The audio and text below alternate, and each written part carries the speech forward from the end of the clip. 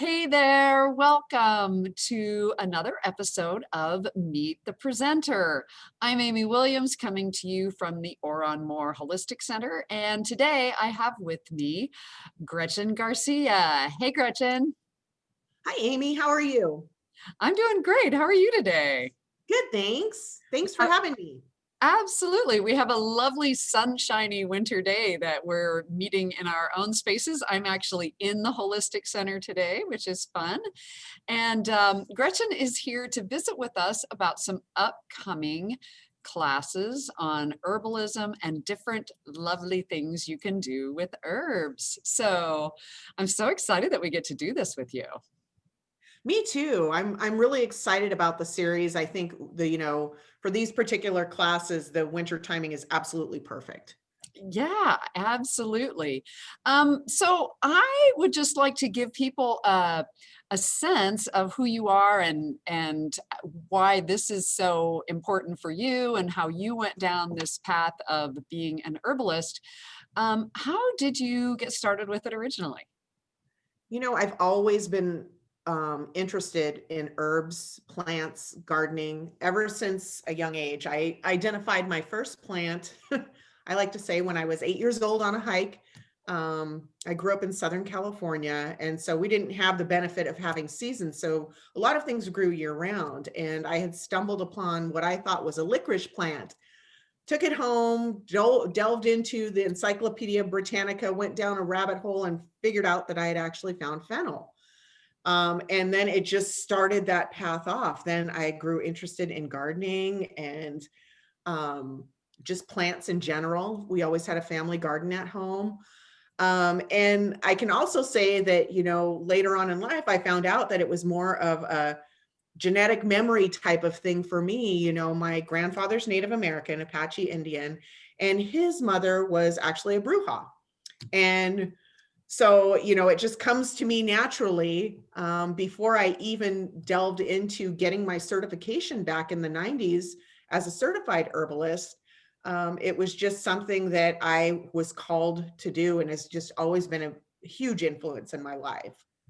Oh, that's so interesting. So you really almost feel like it's of the blood, in your blood. I definitely do. It was something that we just kind of didn't talk about in the family, is that Native American side, which is a shame because I feel like after my grandfather passed away, we lost a lot of those learnings and the herbs that are found in the Southwest. And I had to go and relearn all of that rather than having that piece taken, passed down to me. But it was definitely in my blood from the start. That's so interesting. Now, can you expand a little bit? I'd have to say I have heard the word bruja or read it in books. Can you tell us a little bit more about what that means to you? Sure. In the Apache culture, Apaches were typically bilingual. So not only did they speak Spanish, but they also spoke the Apache language. And there's various different dialects of Apache language. The traditional homelands are northern Mexico and southern New Mexico and southwest eastern Arizona. And so a bruja in Apache terms is for a healer, a female healer, or medicine woman or shaman. Where the negative and derogatory term comes in is the Mexican term of, the Castilian, the Spanish influx into Mexico, to kind of the detriment of the Apache shaman and healers and all of that. Bruja ended up having a negative connotation. Okay. Very interesting. Kind of that whole squashing of the medicine woman that goes back to the Inquisition and Absolutely, things yes. like that. Yes, the Apache women were very empowered women, and they had equal status in the different clans with men, and that very few people know that. That's so interesting. Well, I am so excited to dive into this. Let's see if I can do it from memory. I was looking for my planner. So we're going to start out on the 7th of January with herbal teas and tonics for the immune system. Is that? Yep, cold Yep. busters. Cold Busters, that's it. I knew there was another name. And then a week later, we have make your own elderberry syrup. And Yep. then a week later, all on Thursdays. So 7th, 14th, 21st here in 2021. The last one is making your own herbal salves. So Yeah, so with a focus on comfrey, which I grow in my garden annually, and the benefits of all that for pain relief and, and then kind of expanding into overall making salves with different herbs. So all of the classes should be really informative and fun. well, that's going to be fun because I know nothing about comfrey, but as you know, I do know a tiny bit, just enough to bug you with about a million questions. So that that is one of the things that's exciting about how we're doing these classes. We're gonna workshop them, and so we're gonna send out a list of ingredients when people register, and when you go to the page to register, you'll see a little bit more about what each class is, and that is at oranmorcenter.com or .org, excuse me, which is ORANMOR center.org. And so we'll send you out a list, and then you can actually make it along with Gretchen, or you can do it later after you watch her, which after playing with some things that she's given me recipes for, I always come up with so many questions. Well, what's great about this is, we start off and we talk about the history and the folklore of the herbs, or, depending on which class, history and folklore, which I think is really super important. And then it's kind of a choose your own course, because if you want to follow along and actually make it, I will be doing it in real time. And you can either watch and see how things are graded or processed or sizing and that type of thing, or you can sit back and kind of take it all in if you're one of those learners that is like Ah, needs to process and then do it later. And then at the end, we open it up for question and answer. So if there's things that you run into that you have questions about after you review the ingredient list, I'm there live answering whatever you may have. fabulous. That'll be great. Well, I have to tell you, I'm on this will be my third time making one of the things that you're going to be teaching in the first class. It's called a warming tea. And I am here to tell you, I have had a tremendous result with changing a symptom that involved symptoms coming on when I would get cold around my ears. And I've been using this thing called a warming tea. And I'm going to ask Gretchen a real-time question right now, so you'll know what I mean, that I always have a million questions. So in the instructions for that, it says 3 large fingers of ginger. Whose finger is that?